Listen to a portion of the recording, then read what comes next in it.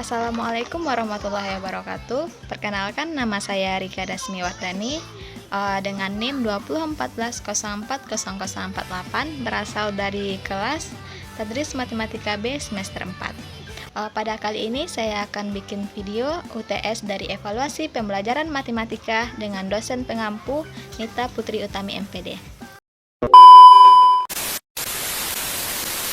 Bab 1, yaitu hakikat evaluasi. A. Pengukuran. Pengertian pengukuran adalah proses penetapan ukuran terhadap suatu gejala menurut aturan tertentu. Pengukuran pendidikan biasa bersifat kuantitatif, yaitu memerlukan statistika dalam perhitungannya. Adapun contoh dari pengukuran. Contohnya dalam bidang pendidikan yaitu mengukur prestasi belajar siswa dengan cara diberikan soal-soal berbentuk tes atau kuesioner dan pengolahan hasil jawaban mereka dalam bentuk angka-angka. Itulah prestasi yang dicapai siswa. Pengukuran hasil belajar siswa diperoleh setelah beberapa pokok bahasan dari suatu materi matematika pada semester dilakukan pemberian tes, atau dikenal dengan istilah EHB, evaluasi hasil belajar. Hasilnya berupa nilai hasil belajar. B. Penilaian. Pengertian penilaian adalah sebuah proses pengumpulan data untuk menentukan sejauh mana dan dalam hal apa bagaimana ketercapaian tujuan pendidikan, apa dan bagaimana yang belum tercapai dan apa yang menjadi penyebabnya, serta apa tindak lanjutnya. Penilaian bersifat kualitatif, yaitu berupa predikat atau pernyataan kualitatif. Misalnya sangat baik, baik, cukup, kurang, dan sangat kurang. Adapun tujuan dari penilaian adalah 1. Mengetahui tingkat penguasaan kompetisi dalam sikap, pengetahuan, dan keterampilan yang sudah dan belum dikuasai seorang kelompok peserta didik untuk ditingkatkan dalam pembelajaran remedial dan program pengayaan. 2. Menetapkan ketuntasan penguasaan kompetensi belajar peserta didik dalam kurun waktu tertentu, yaitu harian, tengah semester, 1 semester, 1 tahun, dan masa studi satuan pendidikan. Yang 3, yaitu menetapkan program perbaikan atau pengayaan berdasarkan tingkat penguasaan kompetensi bagi mereka yang diidentifikasi sebagai peserta didik yang lambat atau cepat dalam belajar dan pencapaian hasil belajar. Yang keempat yaitu memperbaiki proses pembelajaran pada pertemuan semester berikutnya. Adapun fungsi dari penilaian terdiri dari 4. Yang pertama, menggambarkan sejauh mana seorang peserta didik telah menguasai suatu kompetensi. 2. Mengevaluasi hasil belajar peserta didik dalam rangka membantu peserta didik untuk memahami kemampuan dirinya, membuat keputusan tentang langkah berikutnya. 3. Menemukan kesulitan belajar dan kemungkinan prestasi yang bisa dikembangkan peserta didik, serta sebagai alat diagnosis yang membantu pendidik menentukan apakah seseorang itu perlu mengikuti remedial atau pengayaan. Yang terakhir yaitu sebagai kontrol bagi pendidik dan satuan pendidikan tentang kemajuan perkembangan peserta didik. Contoh penilaian. Salah satu ciri dari penilaian dalam pembelajaran berbasis komputer adalah dilakukannya penilaian terhadap pencapaian siswa pada setiap kompetensi dasar, dan hasil penilaian dianalisis serta ditindaklanjuti. Misalkan dalam satu semester ada 8 kompetensi dasar, maka sebelum pembelajaran berlangsung telah disiapkan 8 set rancangan penilaian hasil belajar yang isinya sinkron dengan kegiatan pembelajaran. Untuk mengukur pencapaian kompetisi siswa, sebagai pengajar kita dapat berpedoman pada indikator pencapaian kompetensi yang dikembangkan sebagai tolak ukurnya. Kita dituntut juga untuk membuat instrumen penilaian yang mengacu pada tiap indikator ini. Bentuk instrumen penilaian yaitu pertanyaan lisan, soal efektif, soal uraian, soal isian, soal dengan jawaban singkat, instrumen untuk kerja berrubrik dan panduan pengamatan, kuesioner, panduan wawasan, dan pedoman penugasan. C. Evaluasi. Pengertian evaluasi yaitu evaluasi adalah sarana untuk mendapatkan informasi yang diperoleh dari proses pengumpulan dan pengolahan data. Proses itu dilakukan melalui pengukuran. Setelah itu dilakukan penilaian dalam rangka mengkategorikan yang baik, sedang, ataupun kurang.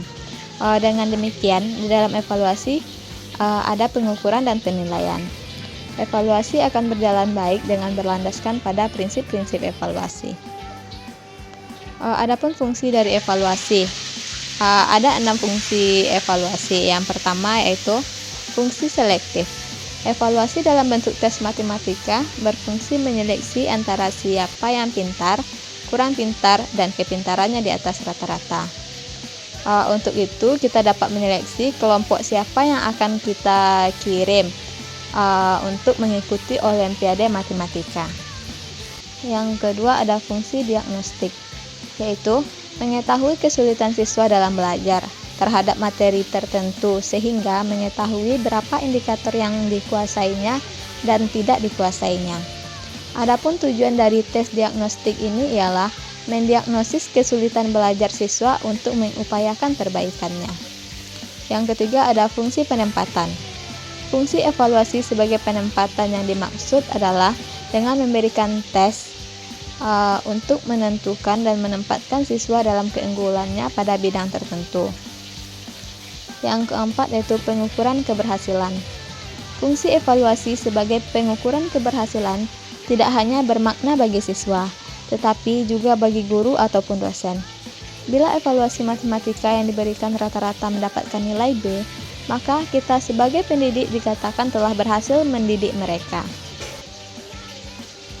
Evaluasi berfungsi sebagai pengukuran keberhasilan berarti sifat evaluasi itu dapat dibedakan antara siswa yang pintar dan yang tidak pintar, di mana sifat itu berhubungan dengan berhasil dan tidak berhasilnya.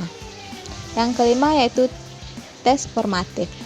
Tes jenis ini disajikan di tengah program pembelajaran untuk memantau atau memonitor kemajuan belajar siswa demi memberikan umpan balik kepada siswa maupun kepada guru. Berdasarkan hasil tes itu, guru dan siswa dapat mengetahui apa yang masih perlu dijelaskan kembali agar materi pembelajaran itu dapat dikuasai lebih baik. Yang terakhir yaitu tes sumatif. Tes jenis ini biasanya diberikan pada akhir tahun ajaran atau akhir suatu satuan pendidikan. Meskipun maknanya telah diperluas untuk dipakai pada tes akhir semester, namun tes ini dimaksudkan untuk memberikan nilai yang menjadi dasar penentuan kelulusan atau pemberian sertifikat bagi yang telah menyelesaikan pembelajaran dengan hasil yang baik. Bab 2 yaitu subjek, objek, dan teknik evaluasi pembelajaran serta rubrik penskoran. A. Subjek evaluasi. Subjek evaluasi adalah orang yang melakukan penilaian. Subjek atau perilaku evaluasi pendidikan ialah orang yang melakukan pekerjaan evaluasi dalam bidang pendidikan. Subjek evaluasi pendidikan di sekolah akan sangat bergantung pada ditentukan oleh suatu aturan yang menetapkan pembagian tugas untuk melakukan evaluasi tersebut. Jadi, subjek evaluasi pendidikan itu dapat berbeda-beda orangnya. B. Objek evaluasi. Objek atau sasaran evaluasi pembelajaran adalah segala sesuatu yang menjadi titik pusat pengamatan, karena evaluator menginginkan informasi tentang sesuatu tersebut. Jika dikaitkan dengan pembelajaran, maka objek evaluasinya adalah anak didik. Namun, jika dikaitkan dengan pengajaran, tentu saja objek evaluasinya adalah peserta didik. Objek evaluasi dibagi menjadi 3. Yang pertama yaitu ranah kognitif. Ranah kognitif adalah ranah yang mencakup kegiatan mental atau otak. Menurut Bloom, segala upaya yang menyangkut aktivitas otak adalah termasuk dalam ranah kognitif. Dalam ranah kognitif ini terdapat 6 jenjang proses berpikir. Yang pertama yaitu pengetahuan atau hafalan.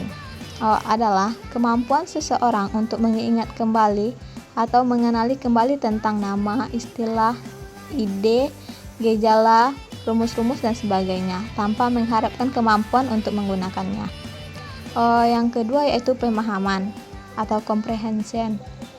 Adalah kemampuan seseorang untuk mengerti atau memahami sesuatu setelah sesuatu itu diketahui dan diingat. Yang ketiga ada penerapan atau application. Adalah kesanggupan seseorang untuk menerapkan atau menggunakan ide-ide umum, tata cara ataupun metode-metode, prinsip-prinsip, rumus-rumus, teori-teori dan sebagainya dalam situasi yang baru dan konkret. 4 yaitu analisis. Adalah kemampuan seseorang untuk merinci atau menguraikan suatu bahan atau keadaan menurut bagian-bagian yang lebih kecil dan mampu memahami hubungan di antara bagian-bagian atau faktor-faktor yang satu dengan faktor yang lain. 5. Sintesis. Adalah suatu proses yang memadukan bagian-bagian atau unsur secara logis sehingga menjelma menjadi suatu pola yang berstruktur atau berbentuk pola yang baru. Yang terakhir yaitu penilaian atau evaluation, merupakan kemampuan seseorang untuk membuat pertimbangan terhadap suatu situasi, nilai atau ide. 2. Ranah afektif. Ranah afektif berkenaan dengan sikap dan nilai. Beberapa ahli mengatakan bahwa sikap seseorang dapat diramalkan perubahannya bila seseorang telah memiliki penguasaan kognitif yang tingkat tinggi. Penilaian hasil belajar afektif kurang mendapat perhatian dari guru, karena para guru itu cenderung lebih banyak menilai ranah kognitif. 3. Ranah psikomotorik. Adalah ranah yang berkaitan dengan keterampilan atau skill atau kemampuan bertindak setelah seseorang menerima pengalaman belajar tertentu. Hasil belajar ranah psikomotor dikemukakan oleh Simpson tahun 1956 yang menyatakan bahwa hasil belajar psikomotor ini tampak dalam bentuk keterampilan atau skill dan kemampuan bertindak individu. Hasil belajar psikomotor ini sebenarnya merupakan kelanjutan dari hasil belajar kognitif atau memahami sesuatu dan hasil belajar afektif. C. Teknik evaluasi. Teknik yang digunakan dalam evaluasi pembelajaran terbagi menjadi 3. Yang pertama yaitu aspek kognitif, yaitu dengan tes tertulis, tes lisan, dan penugasan dalam menggunakan instrumen penilaian pilihan ganda dan uraian. 2. Aspek afektif, yaitu dengan menggunakan teknik observasi. Yang terakhir yaitu aspek psikomotorik, yaitu dengan menggunakan teknik-teknik praktik dan portofolio. D. Rubrik penskoran adalah merupakan panduan penilaian yang menggambarkan kriteria yang diinginkan guru dalam menilai atau memberi tingkatan dari hasil pekerjaan siswa.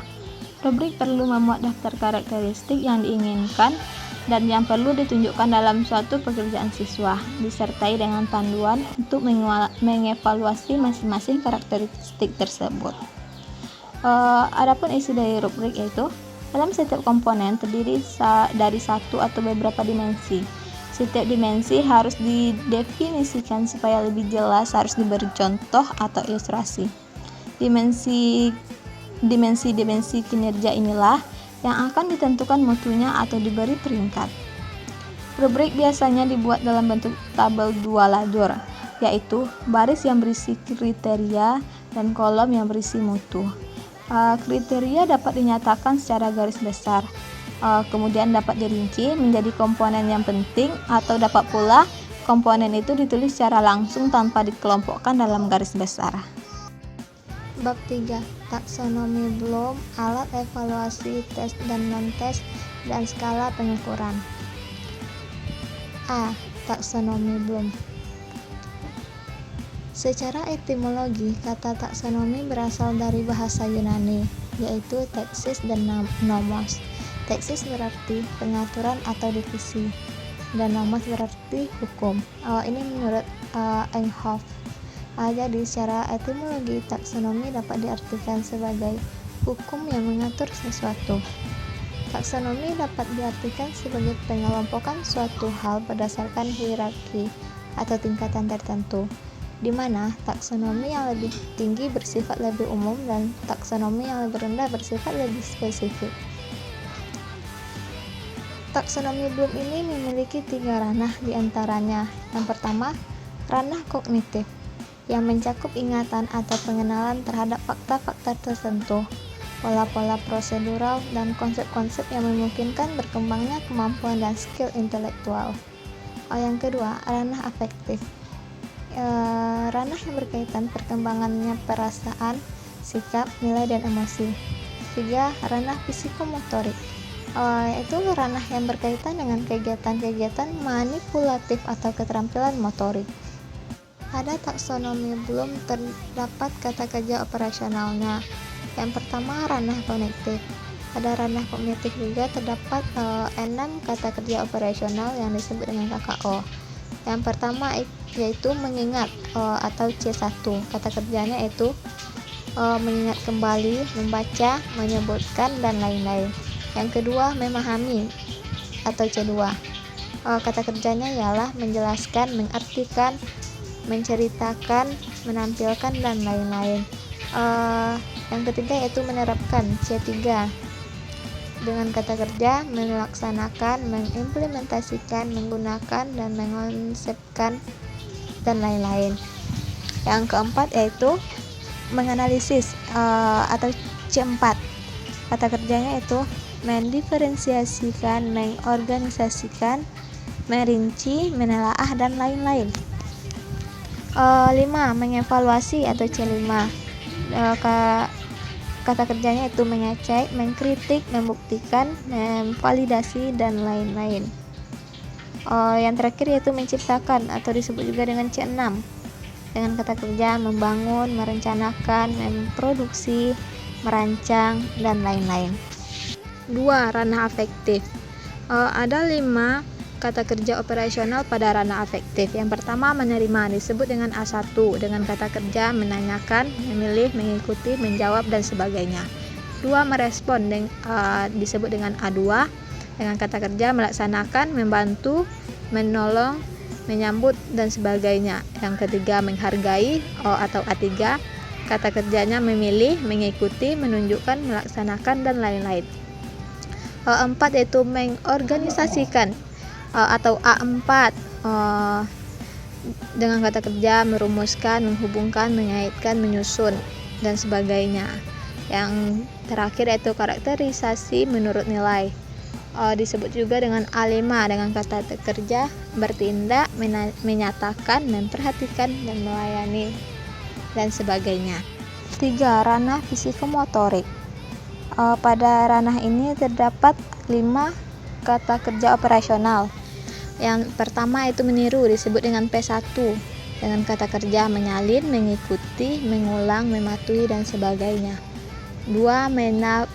Manipulasi, disebut juga dengan P2, dengan kata kerja melaksanakan, melakukan, dan sebagainya. 3 yaitu presesi, disebut juga dengan P3, dengan kata kerja menunjukkan, melengkapi, menunjukkan. Yang keempat yaitu artikulasi, disebut juga dengan P4, dengan kata kerja membangun, mengatasi, menggabungkan, dan sebagainya. Yang terakhir yaitu naturalisasi, disebut juga dengan P5, yaitu kata kerjanya mendesain, menentukan, mengelola, menciptakan, dan lain-lain. B. Alat evaluasi, tes, dan non-tes. Yang pertama yaitu tes. Tes diartikan sebagai alat dan memiliki prosedur sistematis yang dipergunakan untuk mengukur dan menilai suatu pengetahuan atau penguasaan objek ukur terhadap seperangkat konten dan materi tertentu. Suharsini Arikunto menyatakan bahwa tes adalah alat atau prosedur yang digunakan untuk mengetahui atau mengukur sesuatu dalam suasana dengan cara dan aturan-aturan yang sudah ditentukan. Adapun ciri-ciri tes yang baik yaitu 1. Valid, 2. Reliable, 3. Objektif, dan yang keempat itu praktikabilitas dan ekonomis. Adapun jenis-jenis alat evaluasi tes adalah terdapat 6 jenis-jenis evaluasi tes. Yang pertama yaitu menurut sifatnya. Tes dapat dikelompokkan menjadi tes verbal dan tes non-verbal. Tes verbal yaitu tes yang menggunakan bahasa sebagai alat untuk melakukan tes. Sedangkan tes non-verbal adalah tes yang tidak menggunakan bahasa sebagai alat untuk melaksanakan tes. 2 yaitu penggolongan tes atas dasar efek atau pengaruh kegiatan pembelajaran, yaitu tes awal, pre-tes, dan tes akhir, post-tes. 3. Berdasarkan aspek psikis, tes terbagi atas 5 golongan, yaitu tes intelijensi, tes kemampuan, tes sikap, tes kepribadian, dan tes hasil belajar. 4. Yaitu penggolongan tes atas dasar jumlah peserta yang mengikuti tes, yaitu tes individu dan tes kelompok. Tes individu yaitu di mana pelaksanaan tes berhadapan dengan satu orang peserta tes. Sedangkan tes kelompok adalah pelaksanaan tes berhadapan dengan lebih dari satu orang peserta. Yang kelima yaitu menurut pembuatannya. Tes dapat dikelompokkan menjadi tes terstandar dan tes buatan guru atau teacher made test. Tes standar yaitu tes yang dibakukan mengandung prosedur yang seragam untuk menentukan nilai dan administrasinya. Tes buatan guru yaitu tes buatan guru cenderung difokuskan pada tujuan instruksional untuk kelas tertentu. Yang terakhir yaitu menurut bentuk soalnya. Tes dikelompokkan menjadi tes uraian dan tes objektif. 2. Alat non-tes. Non-tes adalah cara penilaian hasil belajar peserta didik yang dilakukan tanpa menguji peserta didik, tetapi dengan melakukan pengamatan secara sistematis. Teknik evaluasi non-tes ini berarti melaksanakan penilaian dengan tidak menggunakan tes. Teknik penilaian ini umumnya untuk menilai kepribadian anak secara menyeluruh meliputi sikap, tingkah laku, sifat, sikap sosial, dan sebagainya.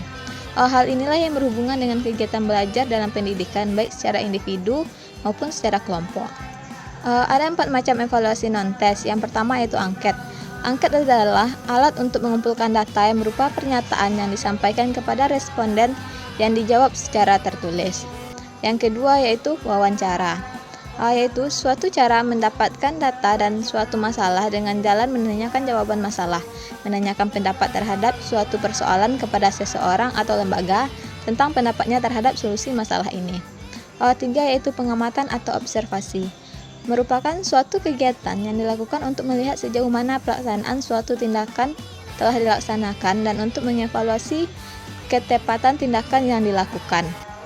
Yang terakhir yaitu portofolio, adalah kumpulan pekerjaan seseorang. Dalam bidang pendidikan, portofolio berarti kumpulan dari tugas-tugas siswa. D. Skala pengukuran.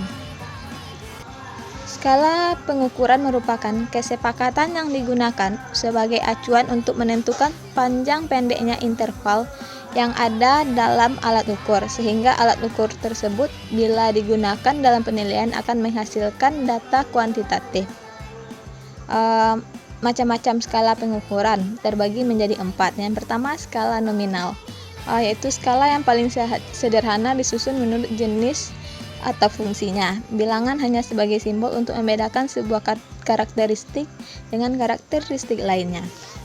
2. Yaitu skala ordinal, adalah angka yang diberikan di mana angka tersebut mengandung pengertian tingkatan. Yang ketiga yaitu skala interval, dapat memberikan informasi yang lebih dibandingkan dengan skala nominal dan skala ordinal. Yang terakhir yaitu skala rasio, memiliki interval yang sama antara satu dengan angka lain dan digunakan untuk mengukur variabel tertentu. Bab 4. Tujuan instruksional. A. Tujuan instruksional. Tujuan instruksional ini merupakan penjabaran dari tujuan pendidikan dalam sistem pendidikan. Secara nasional, tujuan pendidikan tercantum dalam pembukaan Undang-Undang Dasar 1945, yakni mencerdaskan kehidupan bangsa. Gambaran tentang ciri-ciri kedewasaan yang perlu dikembangkan pada anak didik dapat ditemukan dalam penentuan perumusan mengenai tujuan pendidikan, baik pada taraf nasional maupun taraf pengelolaan institusi pendidikan. Perumusan suatu tujuan pendidikan yang menetapkan hasil yang harus diperoleh siswa selama belajar dijabarkan atas pengetahuan dan pemahaman, keterampilan, sikap dan nilai yang telah menjadi milik siswa. B. Contoh-contoh tujuan instruksional dalam pembelajaran matematika. Menurut Hernawan 2005, pada pokok bahasan bangun datar, mata pelajaran matematika adalah contohnya yaitu siswa memahami pengertian dan fungsi bangun datar serta mampu menerapkan dalam pekerjaan sehari-hari. Sedangkan tujuan instruksional umum atau TIU pada pokok bahasan tentang logika, mata pelajaran matematika adalah siswa akan dapat berpikir logis atau nalar dalam menyelesaikan masalah serta penerapannya dalam kehidupan sehari-hari. C. Klasifikasi tujuan instruksional menurut jenis perilaku atau internal.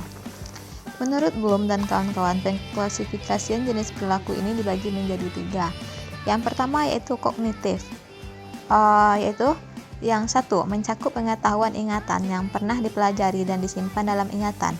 2. Mencakup pemahaman untuk menangkap makna dan arti dari bahan yang dipelajari. 3. Mencakup kemampuan menerapkan suatu kaidah atau metode yang baru. 4. Mencakup kemampuan untuk merinci suatu kesatuan. 5. Mencakup kemampuan untuk membentuk suatu kesatuan. 6. Mencakup kemampuan untuk membentuk suatu pendapat. Klasifikasi yang kedua yaitu afektif. 1. Mencakup kepekaan akan adanya suatu perangsang dan kesediaan untuk memperhatikan. 2. Mencakup kerelaan untuk memperhatikan secara aktif. 3. Mencakup kemampuan untuk memberikan penilaian terhadap sesuatu. 4. Mencakup kemampuan untuk membentuk suatu sistem nilai. 5. Yaitu mencakup kemampuan untuk menghayati nilai-nilai kehidupan. Klasifikasi terakhir yaitu yang ketiga psikomotorik. Tadi dari 1. Mencakup kemampuan untuk membedakan ciri-ciri fisik. 2. Mencakup kemampuan untuk menempatkan dirinya dalam memulai gerakan. 3. Mencakup kemampuan untuk melakukan sesuatu rangkaian gerak-gerik. 4. Mencakup kemampuan untuk melakukan sesuatu rangkaian gerak-gerik dengan lancar. 5. Mencakup kemampuan untuk melaksanakan suatu keterampilan dengan lancar, efisien, dan tepat. Bab 5. Validitas dan reliabilitas. A. Validitas. Suatu alat evaluasi disebut valid, absah atau sahih apabila alat tersebut mampu mengevaluasi apa yang seharusnya dievaluasi. Validitas merupakan derajat kemampuan suatu tes yang mengukur apa yang hendak diukur. Secara tidak langsung itu meliputi tes dan skala yang terdiri atas sejumlah tugas yang dipilih untuk berfungsi sebagai indikator hasil belajar. Validitas terbagi menjadi 2. Yang pertama yaitu validitas logik atau teoretik. Adalah validitas alat evaluasi yang dilakukan berdasarkan pertimbangan teoretik atau logika yang dilakukan oleh para ahli atau orang yang dianggap ahli. Orang yang memvalidasi disebut sebagai validator. Ada 3 macam yang termasuk dalam validitas teoretik ini, yaitu validitas isi, validitas konstruk atau susunan, dan validitas muka. 2. Validitas empirik atau kriterium. Validitas empiris adalah validitas yang ditentukan berdasarkan kriteria, baik kriteria internal maupun kriteria eksternal. Kriteria internal adalah tes atau instrumen itu sendiri yang menjadi kriteria, sedangkan kriteria eksternal yaitu hasil ukur instrumen atau tes lain di luar instrumen yang menjadi kriteria. Contoh yaitu validitas prediktif atau prediksi dan validitas kongruen. B. Reliabilitas. Reliabilitas adalah indeks yang menunjukkan sejauh mana suatu alat ukur dipercaya atau dapat diandalkan. Reliabilitas mengacu pada keajengan hasil evaluasi, yakni konsistensi skor tes dari masa ke masa. Alat evaluasi tes dan non-tes untuk reliabilitas ini terbagi menjadi 3. Yang pertama, tes tunggal adalah tes yang terdiri dari suatu perangkat atau satu set yang dikenakan terhadap sekelompok subjek dalam satu kali pelaksanaan. Dengan demikian, hasil evaluasi ini hanya terdapat satu kelompok data berupa skor hasil evaluasi itu. Maka dari kelompok data itu ditentukan reliabilitas alat evaluasi tersebut. 2. Tes ulang adalah tes yang terdiri dari seperangkat tes yang dikenakan terhadap sekelompok subjek 2 kali. Reliabilitasnya dihitung dengan cara mengkorelasikan hasil evaluasi pertama dengan yang kedua. 3. Tes equivalent adalah tes yang terdiri dari 2 perangkat, di mana soal-soal pada perangkat pertama equivalent dengan soal pada perangkat kedua, atau soal yang membuat konsep sama tapi soal tersebut tidak persis sama. C. Menyusun tes tertulis. Tes tertulis dilakukan dengan berbagai bentuk, antara lain yaitu uraian, isian singkat, dan pilihan ganda. Penilaian hasil belajar peserta didik merupakan kegiatan pengumpulan dan pengolahan informasi hasil belajar peserta didik untuk mengetahui perkembangan pembelajaran dan menyimpulkan hasil pencapaian pembelajaran peserta didik. Adapun langkah-langkah penyusunan instrumen tes tertulis meliputi Yang pertama, 1. Penentuan tujuan. Dalam menyusun tes tertulis, pendidik harus menetapkan tujuan tes terlebih dahulu. 2. Penyusunan kisi-kisi tes. Kisi-kisi adalah suatu format berbentuk matriks yang berfungsi sebagai pedoman dalam penulisan soal dan perakitan tes. Dengan adanya kisi-kisi dapat dihasilkan soal yang sama atau paralel dari segi kedalaman dan cakupan materi. Yang ketiga, penulisan soal. Yang keempat, telaah, dan yang terakhir yaitu revisi. Bab 6. Kemampuan matematis. A. Pemahaman konsep. Pemahaman konsep adalah menekankan pada kemampuan peserta didik untuk mengerti suatu konsep matematika yang dimiliki oleh peserta didik tersebut dalam rangka menangkap makna dan mengerti benar mengenai ide atau pengertian pokok serta dapat mengungkapkan kembali ilmu yang diperolehnya mengenai matematika yang sedang dipelajari baik secara lisan maupun tulisan. Adapun indikator dari pemahaman konsep yaitu menurut Sanjaya tahun 2009, indikator pemahaman konsep terdiri dari 7. Yang pertama, mampu menerangkan secara verbal mengenai apa yang telah dicapainya.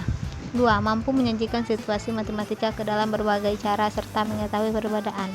3. Mampu mengklasifikasikan objek-objek berdasarkan dipenuhi atau tidaknya persyaratan yang membentuk konsep tersebut. 4. Mampu menerapkan hubungan antara konsep dan prosedur. 5. Mampu memberikan contoh dan kontra dari konsep yang dipelajari. 6. Mampu menerapkan konsep secara algoritma. Yang terakhir yaitu 7. Mampu mengembangkan konsep yang telah dipelajari. B. Kemampuan komunikasi matematis. Kemampuan komunikasi matematis dapat diartikan sebagai suatu kemampuan siswa dalam menyampaikan sesuatu yang diketahuinya melalui peristiwa dialog atau saling hubungan yang terjadi di lingkungan kelas, di mana terjadinya pengalihan pesan. Pesan yang dialihkan berisi tentang materi matematika yang dipelajari oleh siswa. Misalnya berupa konsep, rumus, atau strategi penyelesaian suatu masalah.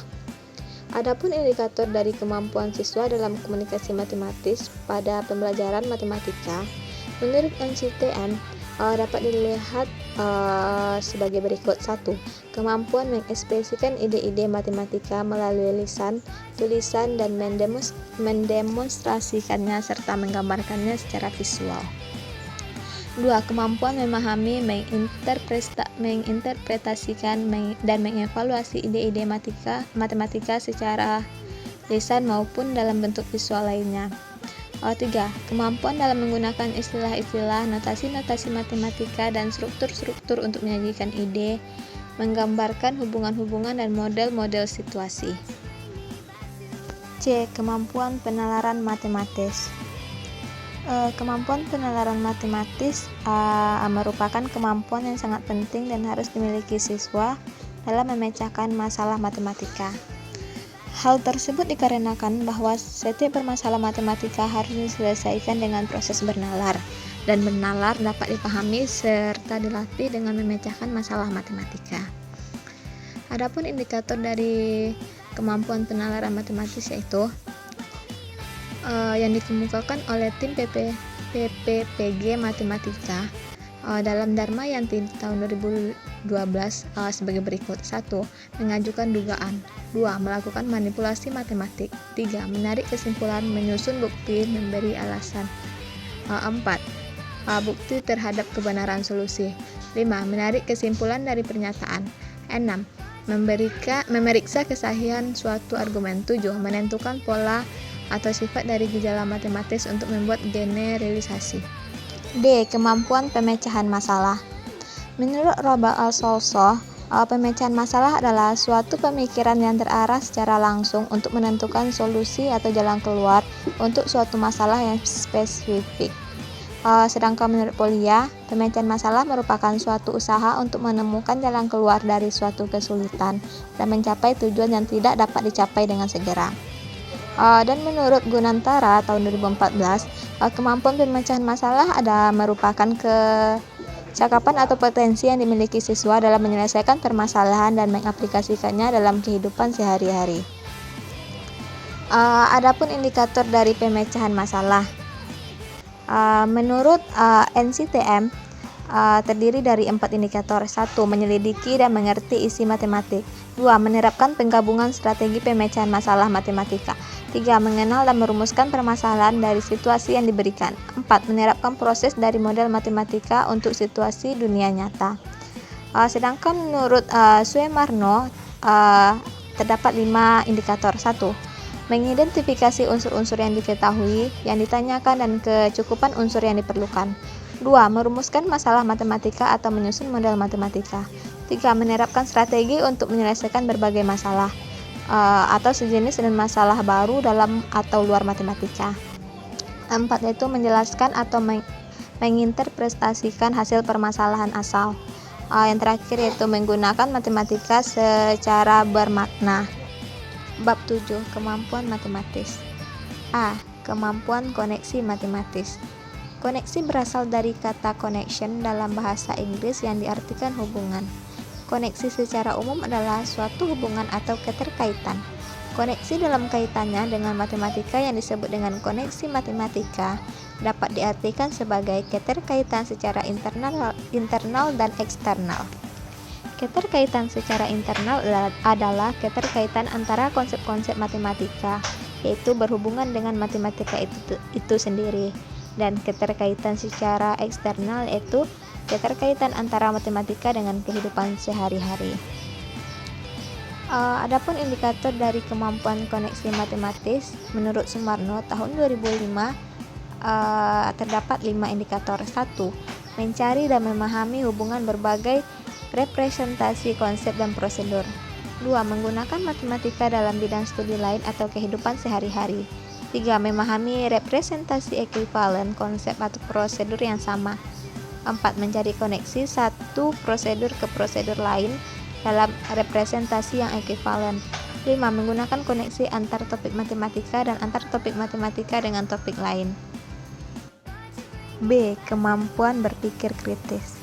Menurut Fisher tahun 2011 mendefinisikan berpikir kritis sebagai kemampuan untuk menginterpretasikan, menganalisis, dan mengevaluasi ide dan argumen.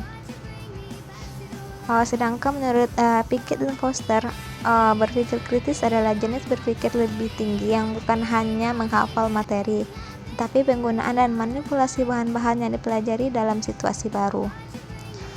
Indikator dari kemampuan berpikir kritis. Menurut Ennis, ada 10 indikator. 1. Memfokuskan diri pada pertanyaan. 2. Menganalisis dan mengklarifikasi pertanyaan, jawaban, dan argumen. 3. Mempertimbangkan sumber yang terpercaya. 4. Mengamati dan menganalisis deduksi. 5. Menginduksi dan menganalisis induksi. 6. Merumuskan eksplanatori. 7. Kesimpulan dan hipotesis. 8. Menarik pertimbangan yang bernilai. 9. Menetapkan suatu aksi. 10. Berinteraksi dengan orang lain. C. Kemampuan berpikir kreatif. Menurut Johnson, mengatakan bahwa berpikir kreatif adalah sebuah kebiasaan dari pikiran yang dilatih dengan memerhatikan intuisi, menghidupkan imajinasi, mengungkapkan kemungkinan-kemungkinan baru, membuka sudut pandang yang menakjubkan, dan membangkitkan ide-ide yang tidak terduga. Ia juga mengatakan bahwa berpikir kreatif merupakan kegiatan mental yang memupuk ide-ide asli dan pemahaman baru. Sedangkan menurut Munandar, berpikir kreatif ialah memberikan macam-macam kemungkinan jawaban berdasarkan informasi yang diberikan dengan penekanan pada keragaman jumlah dan kesesuaian. Adapun indikator kemampuan berpikir kreatif. Indikator berpikir kreatif yang sering digunakan adalah 1. Kelancaran atau fluency. Kelancaran diartikan sebagai kemampuan untuk menciptakan segudang ide. Ini merupakan salah satu indikator yang paling kuat dari berpikir kreatif. Yang kedua, fleksibilitas atau flexibility. Karakteristik atau indikator ini menggambarkan kemampuan seseorang individu untuk mengubah mentalnya ketika suatu keadaan atau kecenderungan untuk memandang sebuah masalah secara instan dari berbagai perspektif. Yang ketiga itu elaborasi atau elaboration. Diartikan sebagai kemampuan untuk menguraikan sebuah objek tertentu Elaborasi itu adalah jembatan yang harus dilewati oleh seseorang untuk mengomunikasikan ide kreatifnya kepada masyarakat. Yang keempat yaitu originality. Indikator originalitas mengacu pada keunikan dari respon apapun yang diberikan. Originalitas yang ditunjukkan oleh sebuah respon yang tidak biasa, unik dan jarang terjadi. D. Kemampuan literasi. Menurut Ojoset, tahun 2011, literasi matematika merupakan pengetahuan untuk mengetahui dan menggunakan dasar matematika dalam kehidupan sehari-hari. Dalam pengertian ini, siswa yang memiliki kemampuan literasi matematika yang baik memiliki kepekaan konsep-konsep matematika, mana yang relevan dengan fenomena atau masalah yang dihadapi. Dari kepekaan ini kemudian dilanjutkan dengan pemecahan masalah dengan menggunakan konsep matematika. Menurut OECD tahun 2013, literasi matematika adalah kapasitas siswa untuk merumuskan, menetapkan, dan menafsirkan matematika dalam berbagai konteks, mencakup penalaran matematis dan menggunakan konsep-konsep matematika, prosedur, fakta, dan alat-alat untuk menggambarkan, menjelaskan, dan memprediksi fenomena. Indikator kemampuan literasi. Menurut OJC tahun 2011, terdiri dari 8 kompetisi indikator. Yang pertama, penalaran dan berpikir matematis. 2. Argumentasi matematis. 3. Komunikasi matematis. 4. Pemodelan. 5. Merumuskan dan menyelesaikan masalah. 6. Representasi. 7. Penggunaan simbol. 8. Penggunaan alat dan teknologi. Kemampuan berpikir high order thinking. Kemampuan matematika high order thinking adalah kemampuan merumuskan, menggunakan, dan menafsirkan matematika dalam berbagai konteks yang di dalamnya berupa bernalar secara matematis, berpikir tingkat tinggi, dan menggunakan konsep, prosedur, fakta, dan alat matematika dalam menjelaskan fenomena. Adapun indikator dari high order thinking ini menurut taksonomi Bloom terdapat pada tabel. Pada tabel itu ada indikator, subindikator, dan objek pengetahuan.